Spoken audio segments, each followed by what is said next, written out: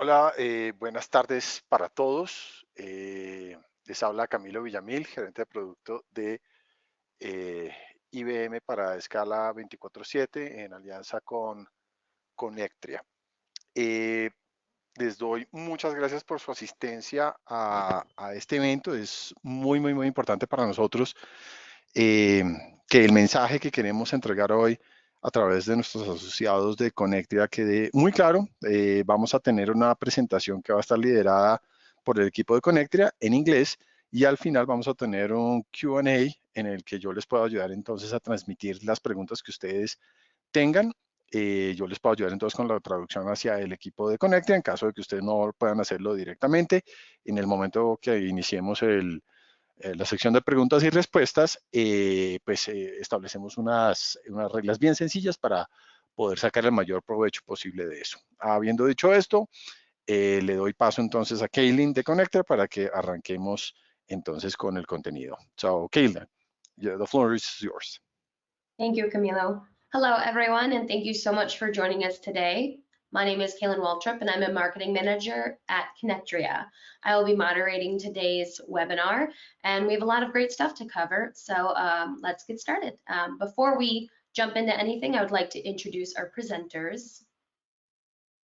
Troy Mitchell, Vice President of Alliances and Channel, will cover a brief history of Connectria and IBM Power Systems customer challenges. David Wilderman, our Vice President of Solutions Architecture, will provide a technical overview of our recently announced IBM with AWS hybrid architecture. We are also pleased to partner with Escala 24/7 to have our question and answer section moderated also in Spanish for our Spanish-speaking audience.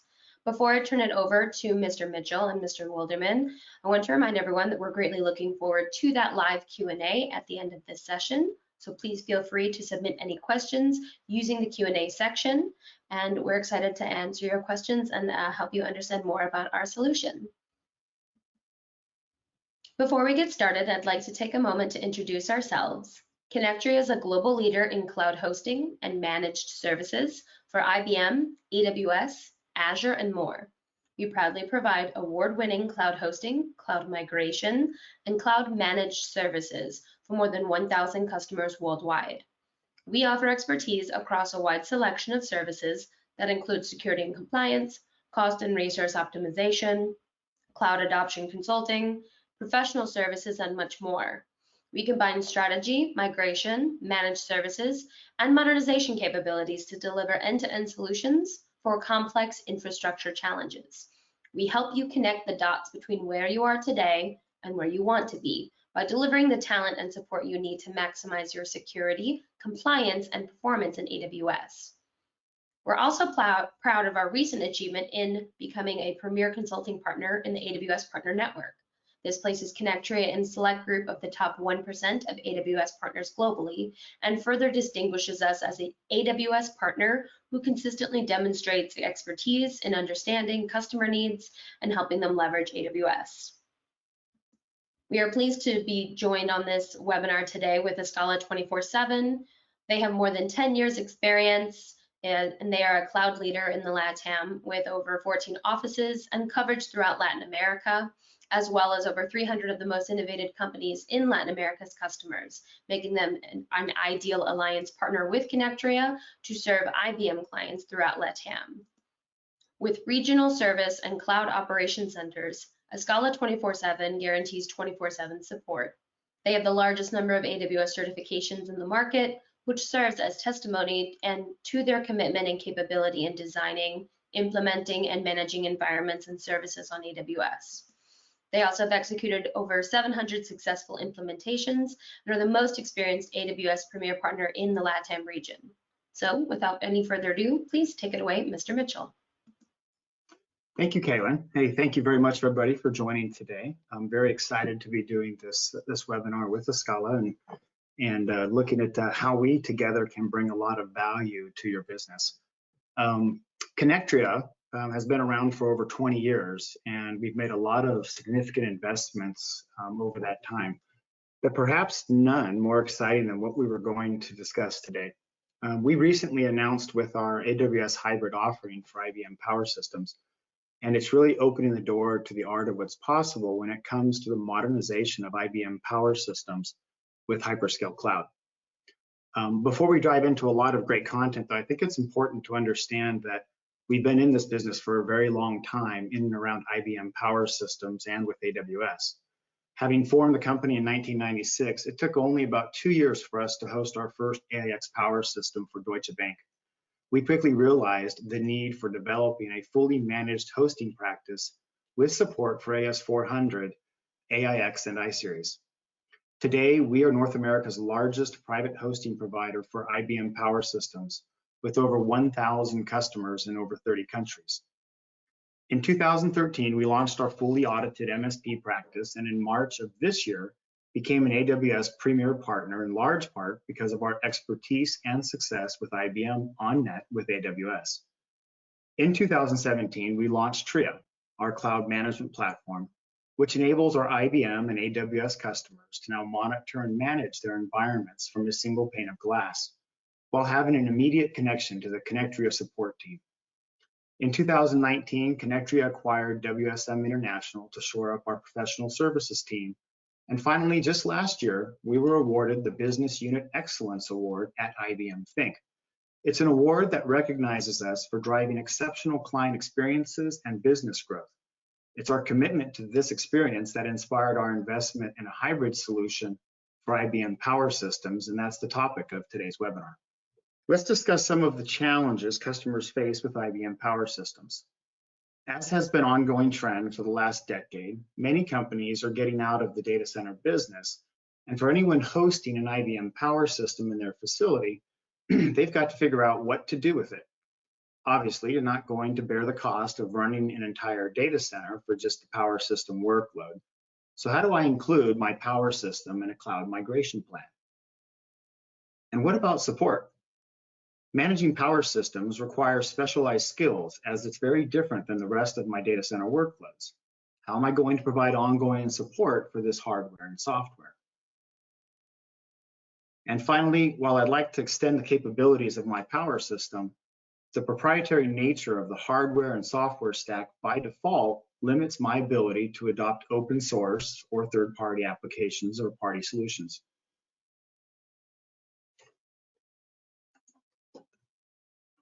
So why hybrid? There are some common use cases for IBM hybrid architecture with AWS that meet different business and technical requirements. Maybe some of these use cases will resonate with you. One of the most common use cases is that data center exit strategy we talked about. Some organizations have decided that running their own data center just doesn't make sense, as it's not their core business, and they're trying to modernize and move workloads to the cloud. A corporate objective to, quote, go to the cloud or have a cloud-first strategy presents some challenges to IT organizations that operate IBM Power Systems. They may also be running into difficulties finding talent to run the data center, while others are looking to gain new capabilities by leveraging AWS cloud-native services. And lastly, agility is critical, and some companies need the ability to quickly spin up new environments for both AWS and IBM Power Systems. The next use case is where a company might be looking to add or change existing disaster recovery methods. Perhaps they're looking at cost avoidance strategies, using Pilot Light or slimmed down DR with resources which would allow them to scale quickly. Others already have DR, but perhaps are looking for a better solution than they have today. Still others looking for a turnkey solution where the managed services provider handles all of their DR. In many cases, they may not have the skills or knowledge and are also looking for help with best practices. The third use case is also important, and it's when a customer has decided to get off IBM and wants to re-platform. Where will the environment reside while they're going through this process? Re-platforming is not an overnight affair, in some cases taking years to complete. Having Connectria as a partner with Scala can get you access to technologies like the IBM Flash Copy Toolkit, which can allow you to create duplicate copies of your production IBM i systems, which can aid in testing and development. Having IBM I and AIX systems next to AWS means that the data can be readily accessible.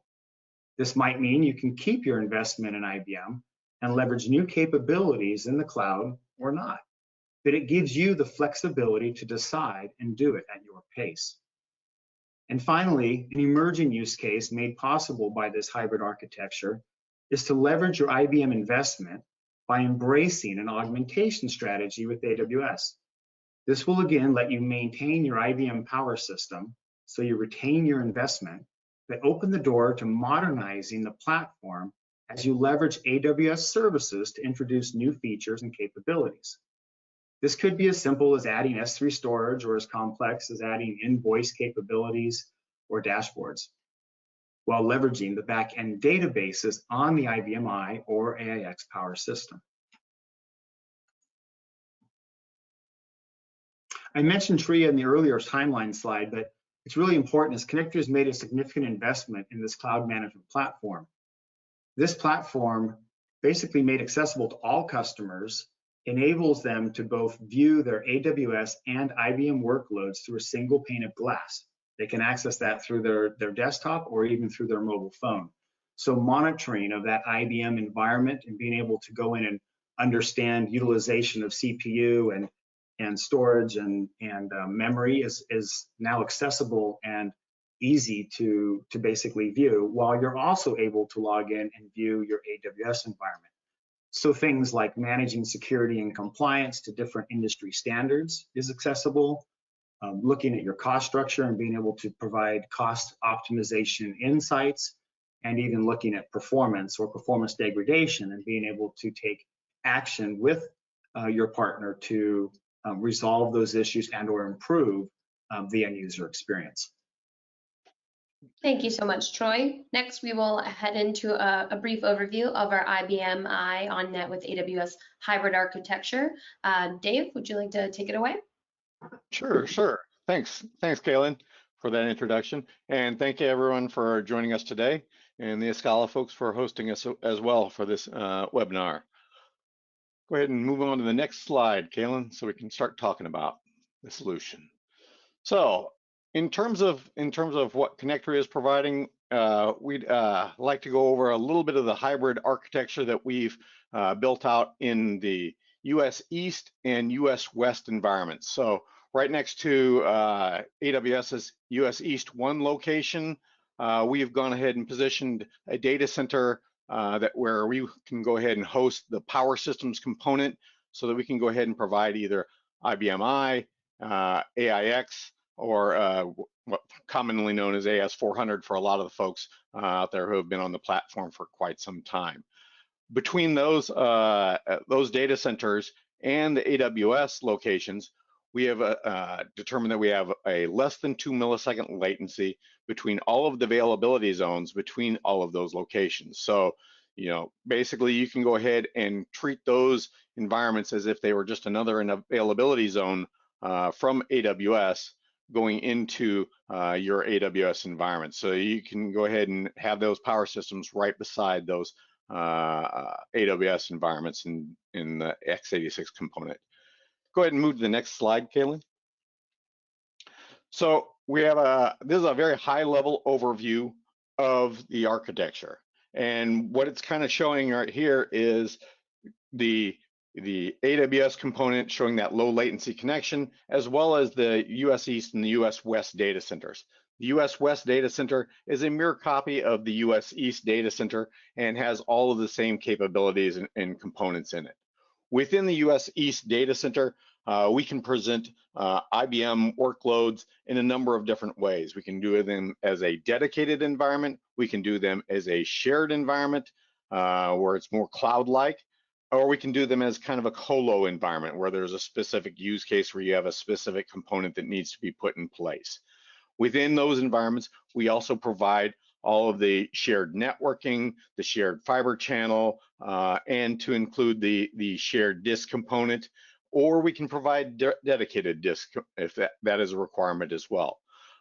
We also have shared VTL that can be then replicated from the production facility over to the disaster recovery facility. We have a multipath turnkey MPLS solution, which allows us to go ahead and provide connectivity between the two different data centers. And then we can support either a SAN-to-SAN replication or a logical replication using tools like Mimics to go ahead and perform that activity.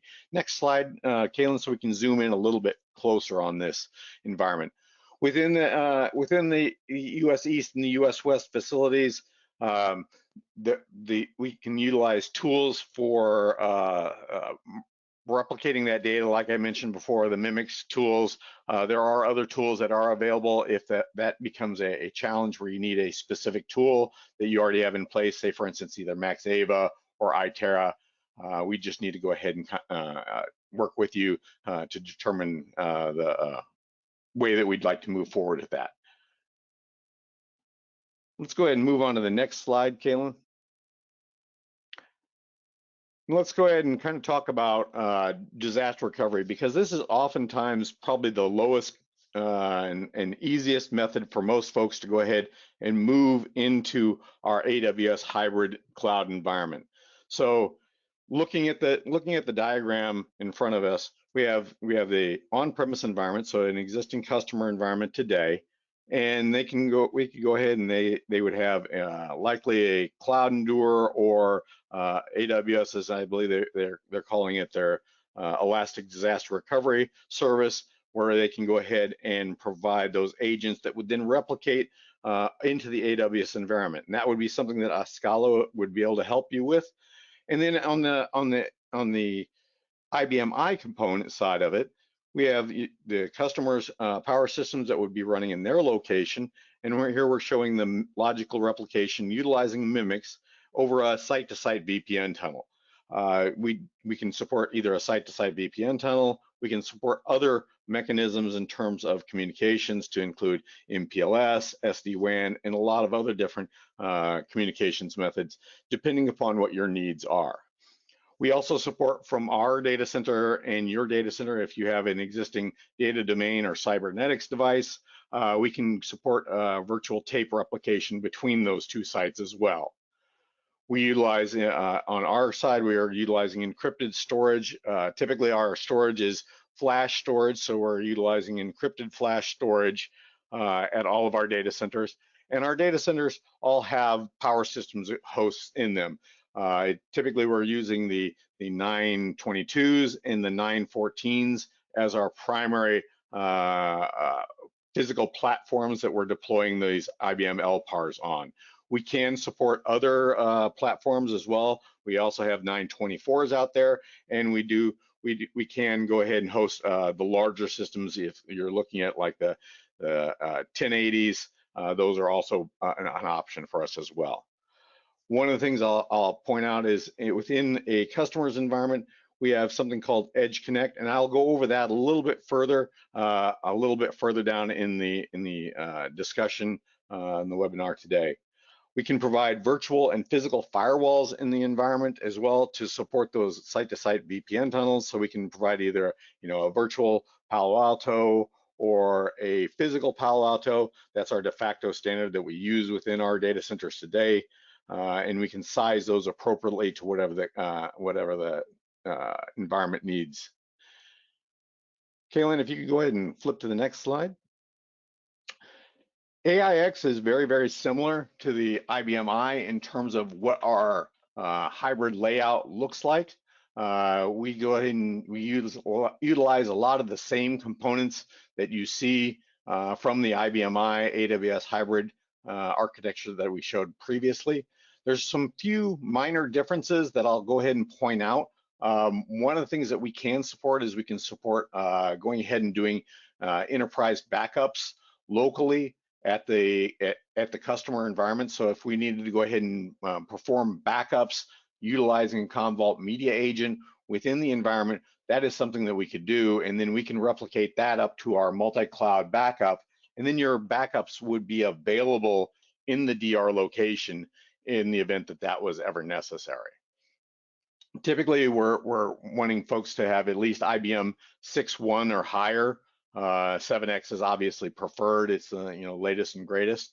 There is some other flexible options in terms of, if the customer already has a SAN today, an IBM SAN today, and they were looking to go ahead and do SAN to SAN replication, there is the option for going ahead and performing SAN to SAN replication between the two sites as well. So that would be another option that we could consider when a customer is looking at doing DRAS with IBM AIX as well as IBM I, to be quite honest. Next slide, Kaylin. This environment is showing basically a production and disaster recovery environment for the IBM I. So in other words, this would be entirely hosted in the US East, in the US West data center facilities that we were mentioning earlier. We can go ahead and provide those same power systems hosts in both the East and the West. And typically what we'll utilize SAN to SAN replication via IBM Global Mirror between the two sites so that we can go ahead and have a block for block copy of the production environment in the disaster recovery environment. Oftentimes this is a lot better for our customers. They don't have to worry about Mimics or Itera or any of those things and forgetting that a library wasn't included or wasn't set up within the replication tool. So it makes it a much safer mechanism in terms of replication. Oftentimes it's also a cost savings opportunity for a lot of folks because then they don't have to purchase that software. They don't have to purchase that license for Mimics or Itera or MaxAve or whatever replication tool that they're utilizing today because the SAN to SAN will take care of that. And the IBM I partition in this particular case would be offline, so there wouldn't need to be an entitlement associated to that IBM I partition as well, and that would be another opportunity for cost savings for customers. In terms of AIX, similar model that we described before. We have as I mentioned before, we have Commvault's enterprise backup in all of our data center locations. They're going ahead and doing a disk-to-disk backup from the LPAR, and then we go ahead and we take that disk-to-disk backup and we migrate it up to what we call our multi-cloud backup, which is an amalgamation of several different cloud providers that can utilize S3 compatible type storage. And we go ahead and we can present that storage or those backups out of any of our data centers that we have today. As I mentioned earlier, there's a lot of different flexible connectivity options that we probably need to go over in terms of what the customer, what you could bring to our environment today. One of the things I'll point out that's a nice feature for a lot of folks is our Edge Connect. Our Edge Connect is basically a feature where we can go ahead and provide a port connectivity for a device that the customer would need to co-locate within our environment. That could be an SD-WAN device, that could be another physical appliance that couldn't be converted from physical into virtual. It can be a router, it can be a firewall, it could be any number of components that would be dropped off into our data center. And then we can provide both the port as well as the co-location space for that device. So it wouldn't be a case of it, if there's any kind of last mile things to get out of your data center or an item that needed to be available in the disaster recovery location, we could place that device within the environment and be assured that that would be able to participate within the Connectria hybrid environment. As you can see in this diagram, where there's a number of different ways to connect to us, we have internet that we're providing to customers out of our data centers today, and this can be used in order to go ahead and support disaster recovery, where we're doing those replications from the customer site over to our environment, as well as utilized for customer access from multiple sites to if they needed directly access either the IBM I or the AIX environments as well. We can provide MPLS, or we can utilize a number of network as a service providers out there. One of our preferred providers out there that we utilize today for a lot of folks is Megaport, and that's an option that we can provide to customers. because we're also located in Equinix data center facilities, one of the nice things that we can do for folks is they are in an Equinix facility today, they can leverage Equinix's fabric in order to cross-connect within our environment and provide those network points of access into the Connectria AWS hybrid environment. Next slide. So in terms of what we can do and what a customer could do in terms of the responsibilities, this diagram here is kind of showing all of the components as if you went ahead and managed the entire stack yourself. So today, you have the Amazon Web Services component and all of those pieces of the puzzle. And obviously, Amazon is providing all of the compute, the storage, the database, and the networking, but there's a lot of other components in an environment that are required in order to have an overall AWS environment. And then looking at it from the IBM perspective, you have all of your existing components that you have to manage today, but then you would also have this high latency connection between your environment as it stands today and the AWS environment, which may or may not have an impact on your applications and your usability of those applications within the environment. Next slide. So this would be what the responsibilities model would look like if Connectria and Escala was providing you the level of service that you were needing within the AWS hybrid environment. So Connectria would be able to provide you all of that IBMI with a low latency connection to the IBMI components or the IBM AIX components, as well as providing all of that operating system management, the infrastructure, any of the data center services, and then security and compliance for all of those components as well.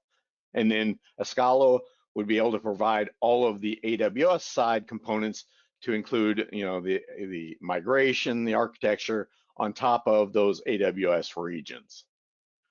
Our security services include a number of different compliance standards that we adhere to.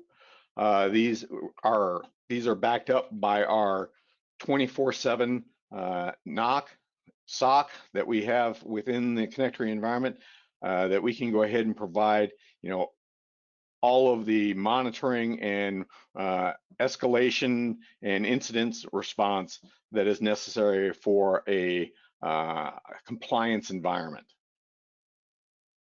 Kaylin, if you wanted to go ahead and wrap up, and we can go ahead and have some questions. Yeah, absolutely. Thank you so much, David, and for you, Troy. And folks, I know we covered a lot of details today. So now if you have any questions, we would be happy to answer them live for you. You're more than welcome to submit any through the Q&A section, even if they are in Spanish. We have translators available to us. Troy, Dave, is there any common questions that we get that we'd like to start off with while folks are submitting their questions? Hola, bueno, entonces de acuerdo a lo que estaba diciendo Kylie, por favor envíen sus preguntas en este momento. Igual el equipo de Connectria está, en este momento tiene una lista de preguntas comunes que vamos a presentar una vez se resuelvan las de ustedes, las que ustedes amablemente nos envíen por el chat. Entonces, bueno, damos unos minutitos para que ustedes envíen sus preguntas y continuamos. Okay, bien.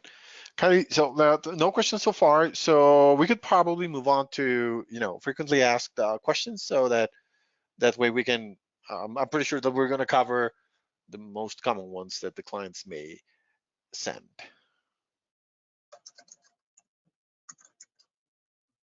Okay, we will take a look and see some of our frequently asked questions, at least to give some insights and support.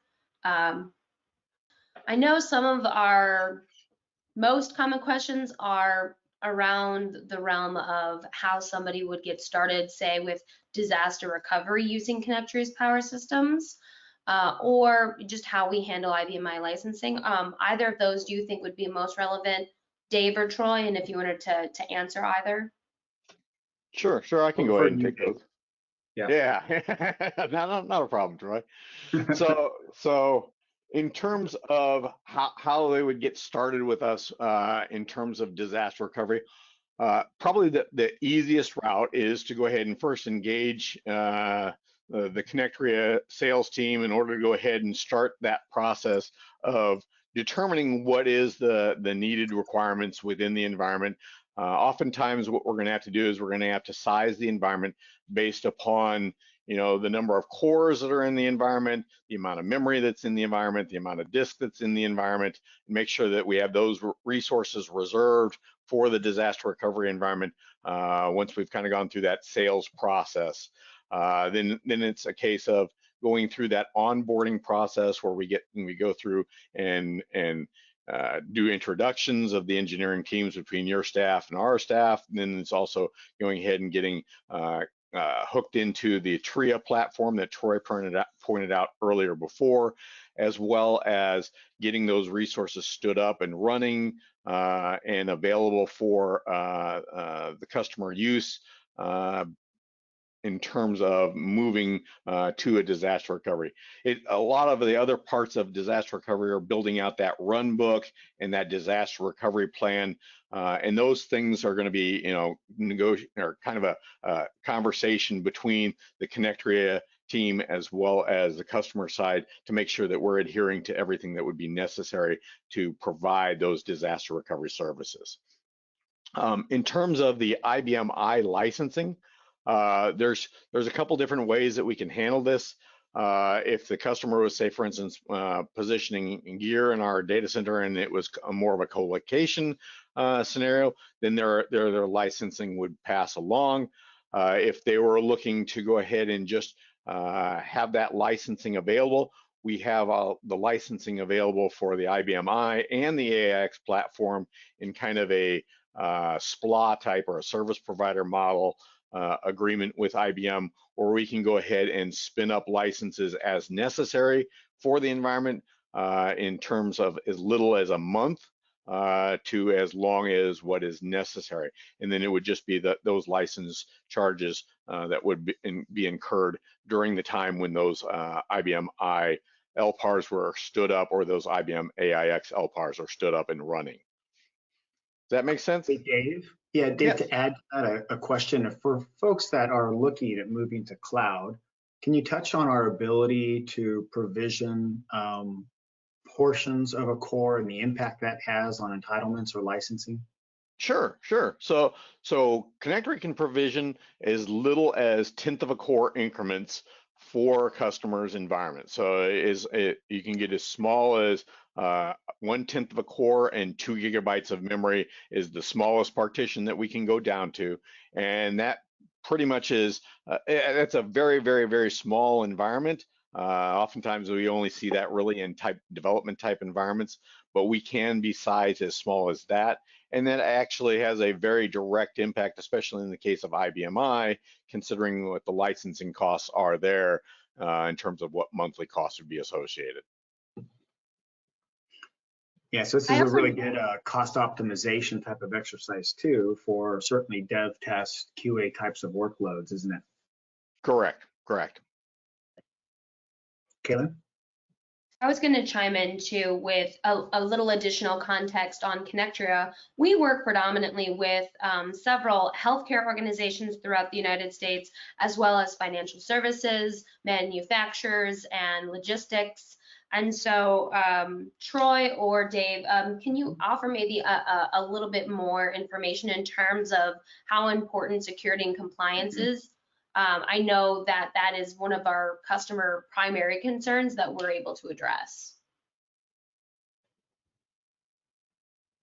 Troy, I'll go ahead and let you start, and then I can go ahead and pick up.